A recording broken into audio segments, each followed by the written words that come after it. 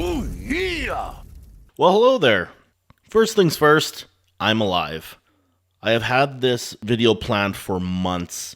Ultimately, I decided to go for pictures. That way, people could use this same idea for other types of motorcycles and not be hindered by the fact that I'm working on a C90T.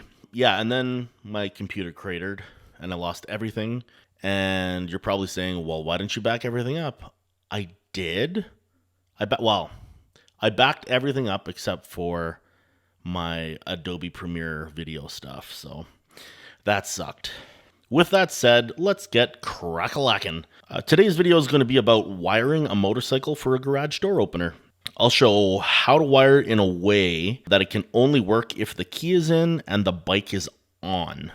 A quick caveat though, I'm going to be showing this obviously how I set it up for my 2016 Suzuki Boulevard, but this plan can easily be modified for any bike. So starting out, the C90T works off of a 12-volt battery.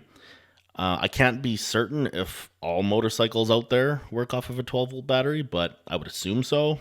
But if not, I have a workaround and it'll work no matter what. For my purposes here, I'm using a benchtop power supply to act as my battery. That way, things are super clear. There's nothing cluttered. It's very, very simple. And then you can do with it what you like. All right, so what I did was I created a circuit with a buck converter. That's also known as a step-down converter. And what that does is it takes a higher DC voltage and then drops it down to a lower DC voltage. The buck converter has a clear quote-unquote inside and a clear quote-unquote outside. So we can treat this like two different circuits. Imagine the benchtop power supply being both the motorcycle battery as well as the fuse box. So search for your fuse box for the fuse that has to go to the headlight. Remove it and install the fuse splitter, also known as I think they call it an ADAFuse or something ridiculous like that. Install the ADAFuse and then put the fuse for the headlight in the appropriate side. There should be two sides. I'll show a picture right away here. And then you can take a fuse of equal value and put it into the other slot. So what you've done is you've basically created a pigtail off of one fuse. So if the headlight fuse is off, so the battery has no power going to the headlight, the garage door opener has no power. That's basically what I've created with this guy. All right, so electricity runs from, typically I should say, runs from positive to negative, or some people call it positive to neutral. So the pigtail off of the ADAFuse is going to be your positive line going into your buck converter or your voltage converter. And then you're going to want to have a wire coming out of the, okay, this is where it gets confusing. So the in positive is where the power goes into the buck converter, and the in negative is where the power comes out, going straight back to the battery neutral terminal.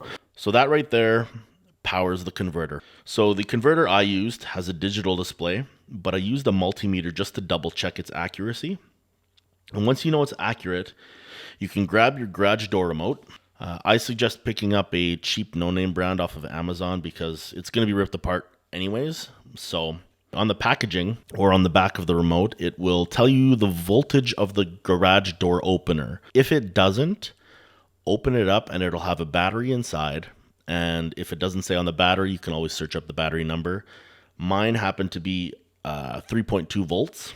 So what you want to do is you want to adjust your converter for the output to be the 3.2 volts or the whatever amount your garage door requires or your garage door opener requires. My buck regulator had little buttons to set it up like that, but some of them have a little brass screw that you just turn it and it effectively just adjusts the resistance until you get to the voltage that you'd like. This particular battery in this particular garage door opener was a 3.2 volts 2032 button battery. So I just set the converter for 3.2 output, and that's all it's going to give, which is great. Now onto the second half of the circuit. The outlet side of the converter has two terminals, out positive and out negative. Electricity obviously runs from positive to negative or neutral. This is where the fine work comes into play though. So you have to open up your remote to expose the PCB inside the little microchip board. In this picture, you can see the battery holder. Remove that. It'll be soldered in place, so it may take a few minutes of jimmying around, I suppose. With this remote, the positive terminal is on the left and the right-hand side of that little gold disc.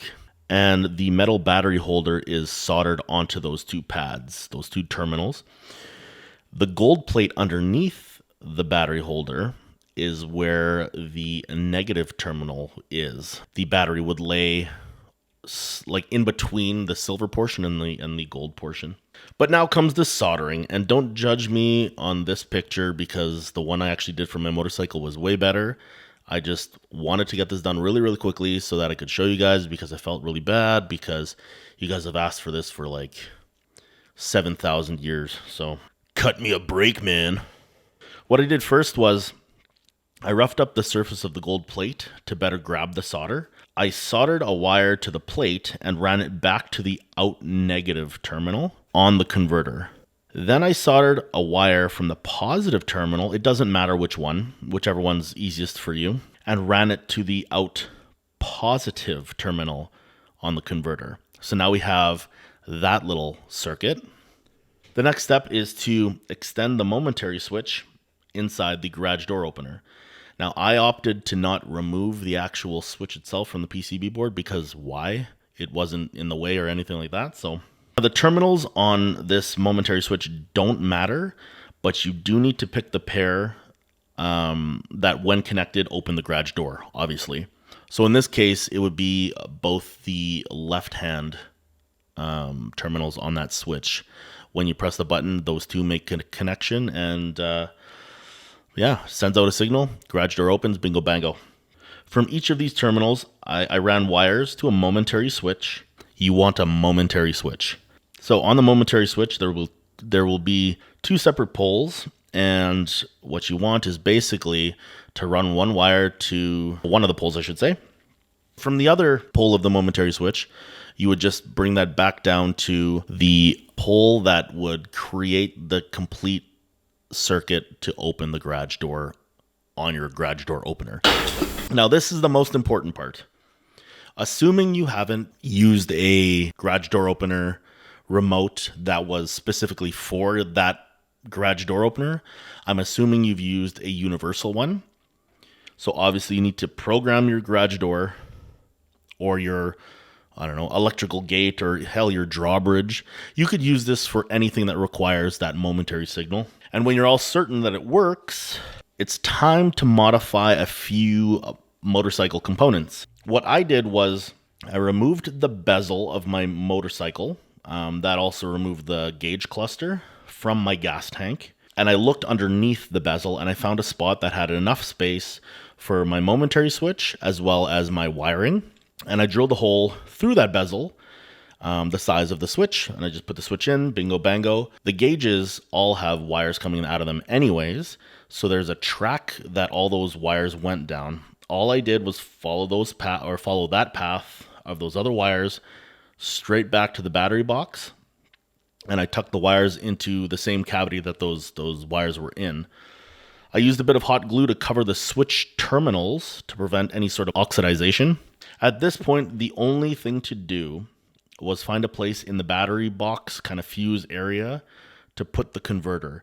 And in my case, I modified the original garage door opener case that I pulled the insides out of to house the garage door microchip board. I used a small electronics box to house the converter board, and I waterproofed both of them with thick packing tape as well as hot glue. My thought was with packing tape, it'd be easier to cut if I ever had to get inside. I have been using this design for years with no fails, so I hope you use it well. I know that this video was info packed, and I apologize for the lackluster design, but I'm making this all from scratch again, and I don't remember what was in my original videos. So but if you do have any questions, drop me a comment and I'll try to answer that for you.